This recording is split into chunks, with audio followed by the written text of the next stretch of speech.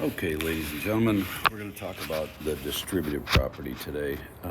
Remember back from sixth grade, if we had a problem that looked something like this, we got a 3, and then we take that 3 and we distribute it over, let's say it's a 4 plus 2.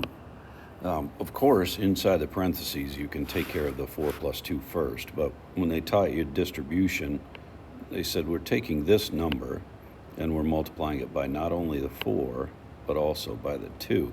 So if we take 3 times 4, we get 12, and we take 3 times 2, we get 6, and then we add those two together, and we get 18. Okay, so that's the basic idea behind distribution. Now I'm going to clear that off so we can have space to look at distribution with algebra. When we get a variable involved, it's exactly the same thing. All we're looking at is the number in front is going to be distributed to both things on the inside of the parentheses.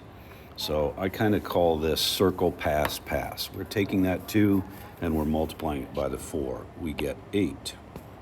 We're taking that 2 and we're multiplying it by the 9, and we get 18 with a W attached to it. We cannot combine the 18W and the 8 because they are not like terms. You got to think of it this way. We have no idea what the value of that W right here is. No idea what this value is. Okay, so there's no way that I can multiply it by 18 to add it to 8. So we leave it exactly like we have it here. That's our final answer. And that's all we're doing with this page. Simple distribution. Okay, I'll show you one other example. -8 is being multiplied by both things inside the set of parentheses.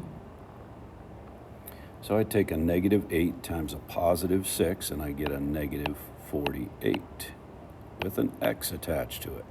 I take a -8 times a +3, and I get a -24. Again, I have a variable attached to the -48, so I can't add these two together because I don't know what the value of that variable is. Now, we're going to be using this within equations in the next several days. So the concept is take that value on the outside and multiply it by both things on the inside.